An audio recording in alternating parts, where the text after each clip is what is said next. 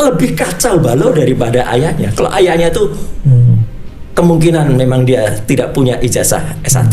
Nah kalau ini riwayat pendidikannya aja kacau. Publik kembali dibuat terhenyak.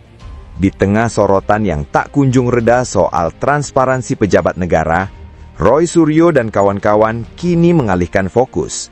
Bukan lagi soal jenjang perguruan tinggi, melainkan riwayat pendidikan Gibran Rakabuming Raka yang menurut mereka menyimpan banyak kejanggalan.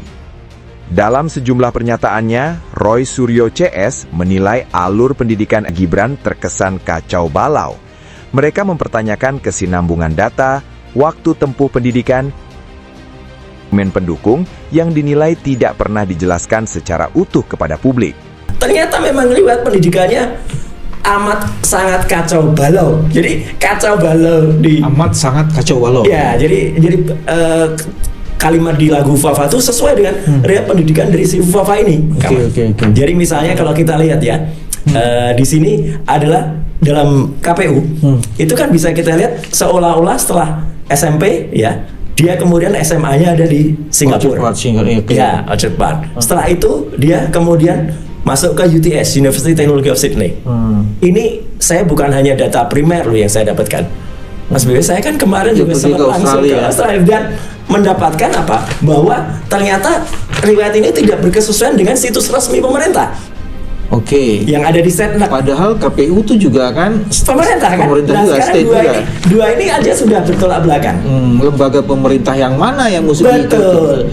Artinya yang satu seolah-olah yang dari Setnek ini. Apa bedanya? Bedanya kalau di sini dari Orchard Park ini dia langsung masuk MDIS. Langsung masuk S1. UTS yang padahal kalau di aslinya itu UTS itu hanya pathway atau matrikulasi. Seolah-olah kalau di situs Setnek ini dia S2. Oh, di UTS itu yang harusnya pathway itu jadi S2 di Setnek. Di Setnek. Dan ini tidak hanya Setnek loh. Antara LKBN Antara dulu pun juga menuliskan S1, S2. S2-nya di situ ITS. UTS. Padahal UTS sama sekali tidak. Saya sudah ketemu langsung dengan staf pengajar di UTS, ketemu dengan dosen Indonesia yang ada di Australia dan supir yang mengantar. Langsung Pak Ihsan Katonde itu, dia sama sekali tidak punya seperti ini. Apa itu certificate UTS. Ini dan saya sudah ketemu dengan angkatan 2005-2006. Teman-teman di sana tidak mengenal tidak mengenal sosok Gibran. Jadi ini Pak Bibi dan seluruh pemirsa podcast ini adalah apa? Lebih kacau balau daripada ayahnya. Kalau ayahnya tuh kemungkinan memang dia tidak punya ijazah S1.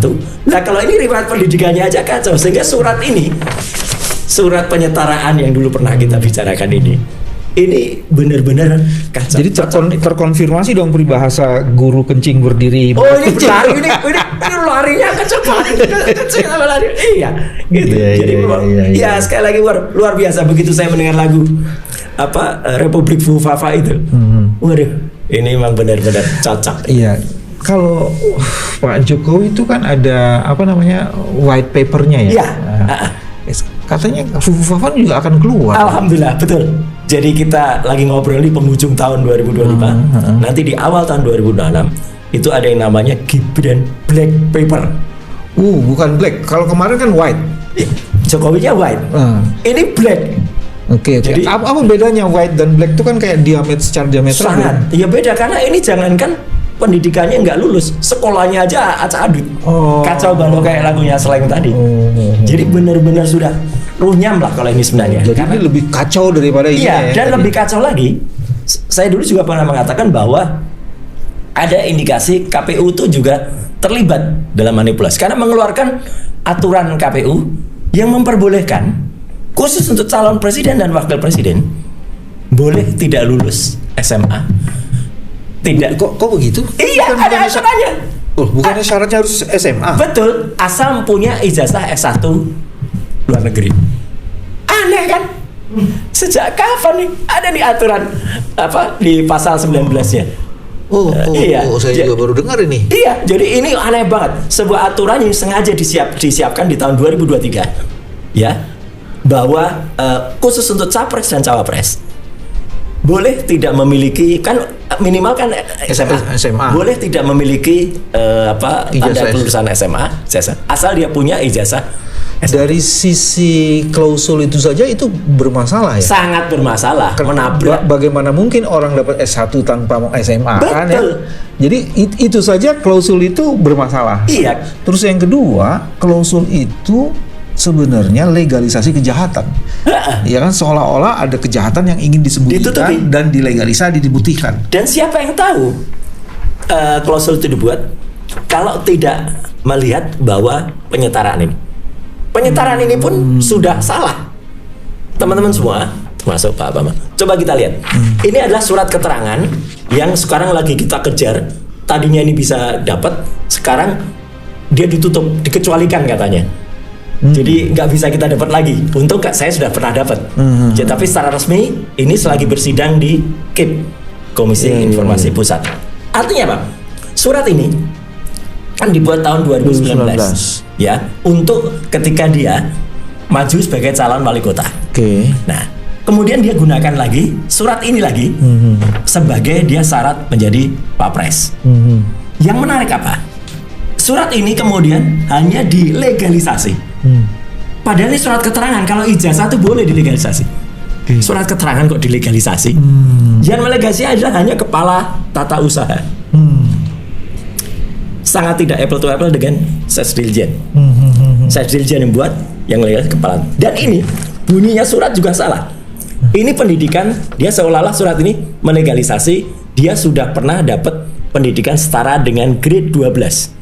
Padahal dia hanya 6 bulan ada di UTS ini, dan UTS ini produknya bukan setara dengan SMK. Sudah sertifikat Kelulusan sebuah kursus. Yes. Mengikuti kursus sebenarnya, kursus. bukan kelulusan juga ya. Iya, Sertifikat mengikuti kursus. Iya. Adanya ini. Iya, makanya di situ has completed the direct entry English. Anunya ada. Ini khusus untuk Inggris. Iya. Jadi waktu itu kita sudah dapatkan riwayatnya UTS ini ya. Dulu ketika tahun 2006, apa pendidikan yang ada di sana? Kalau sekarang mungkin dia sudah menyelenggarakan diploma. Sekarang, dulu belum. Dulu baru kursus Inggris.